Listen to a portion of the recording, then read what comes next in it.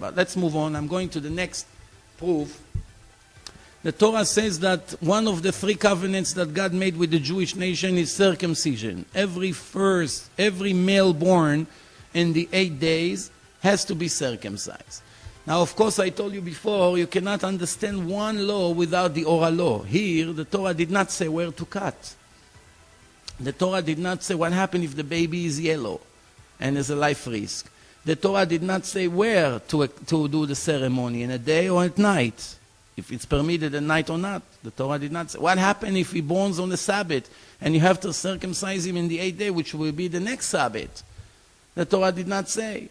The written Torah did not say. But when you go to the oral laws, everything been said. Everything be taught to us from A to Z. Otherwise, we would never know how to start. Imagine if there was no oral Torah like some ignorance are claiming. God would give us a book full of instructions, and nowhere in the Torah it says how to do anything. And plus, we are subject to severe punishments. Be careful, some of the punishments are even execution. And God will never say to us how to do it, so what's the point of giving us the Torah? Just to tell us that there are 613 commandments and to tell us the name of those commandments? Where is the instruction how to observe the Sabbath? Where is the instruction how to make tefillin on the head? Where? How to make it? From what animal? What to write inside? What makes it kosher? What makes it not kosher? Where is the instruction with what tools to circumcise the baby? And how? Nowhere in the Torah. Obviously, there are information that appear separately. And by the way, if you read inside the text of the Torah, it says these are the Torahs, plural, that I put in the hand of Moses in Mount Sinai. Not Torah 1, Torahs, at least 2. Also, in another place in the Torah, it says that God told Moses, he's speaking to him about the sacrifice, and he told him, as I showed you in the mountain. But he does not describe what he showed him. He knew, Moses knew. And God told him, as I showed you in the mountain, which means he showed him a vision, how to do it. But it does not appear in the written Torah. It's very interesting, because if there would not be oral laws, when Moses come down from the mountain and bring them the Torah, and they would say, excuse me, Moses, okay, you told us to circumcise our baby, well, we don't know how to do it. He does not explain how to do it. So Moses said, just follow the written law. The word orla, this is the piece that we have to remove in a circumcision. It was not translated yet until Moses told them verbally, where is it in a body? So one person would think this is orla. The next person think this is orla, the air. The other one would say, no, it's the edge of this right here. One person is saying, no, this is what it means, the nails, to cut them. Nobody would know where orla is without the oral laws. Nobody would know how to cut. Nobody would know what to do after the cutting, and many other examples. So obviously, as you can see, 99.9% of Judaism, it's the oral laws that was given to Moses and right away was published to all the nation. Moses was teaching them one commandment after the other, how to do, what to do, when to do, what not to do, what's for men, what applies for women, what happens if you're a boss, you have employees, and many other examples. So the Torah says you have to circumcise every male born in the 8 days, and after you follow the instruction in the oral laws how to do it, we find something very interesting. The scientists, they found in our generation that what prevents us from bleeding too much is vitamin K. Vitamin K makes the blood clog the hole. If we have a cut in our body, it clogs the cut and makes sure that we do not lose all the blood in our body. Obviously, it's a life risk. The question first that we have to ask ourselves, what happens if we take a balloon and put 5 quarts of blood inside?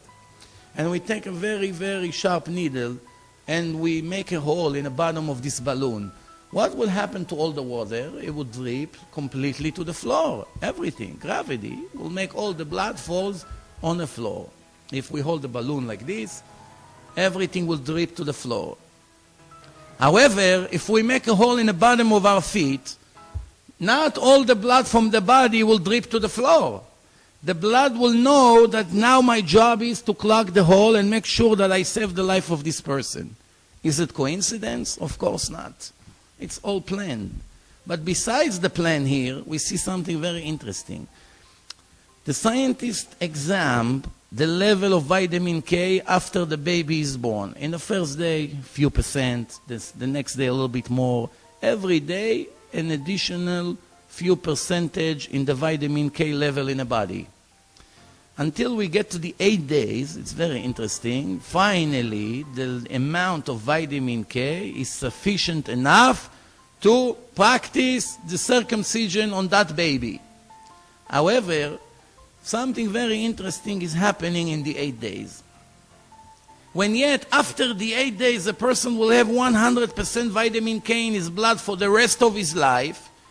On the 8th day, he has an additional of 10% vitamin K, 110% vitamin K in a human's body. One day in the entire life of a human being, when he has an extra 10% vitamin K, it's the 8 days.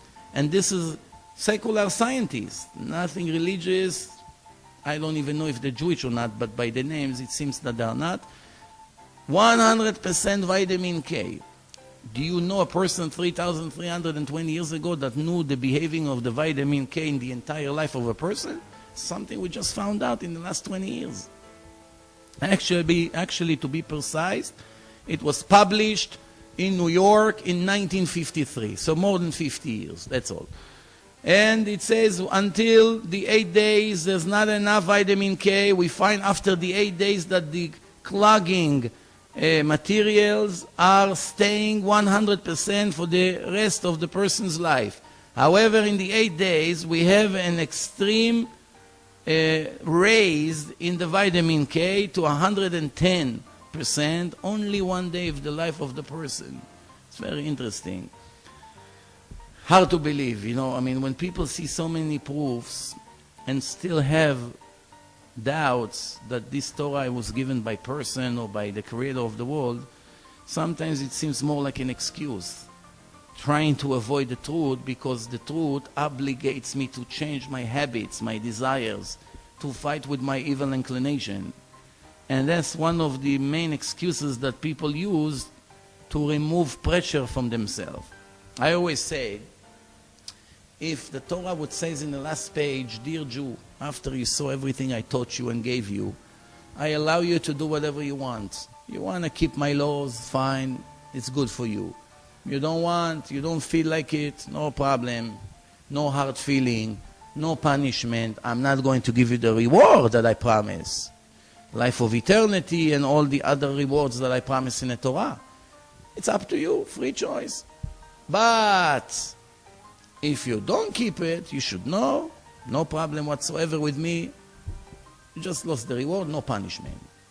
Do you think there would be one person in the entire history that will deny the validity of the Torah? Do you think one person will dare to do it? No, of course not. Why? What for? It not obligates me. Why should I deny something so clear? The reason people deny it, because if I will agree that you're right, this is divine, comes the next question. So what's with you? How can you ignore divine laws? How can you harm yourself? After all, if not listening to your Creator, it's a very big risk. You can lose eternity. It's not a joke. It's better to lie to myself. No, it cannot be true. I don't believe in it. Why? Because otherwise the conscience bothers. To admit that I live in a lie all my life? How many brave people you know that willing to stand on a stage and say, "I believe 100%, I know 100%, I don't want to do it, I'm too lazy." Once in a blue moon you find a person. The next proof is the Western world. The Torah promise that the Western world will never collapse, never be destroyed. For those who know history, the temples was destroyed twice. First and second temple were surrounded with 4 walls like the Western wall today. When the Babylonians destroyed the temple, they knocked down 3 walls, but they left the Western wall. When the Romans came to destroy the temple 2,000 years ago, they knocked down 3 walls, but they left the Western wall. In between the Babylonians and the Romans, the Greeks came, the Greek Empire. And they burned the temple, they impured the oil. This is the holiday of Hanukkah.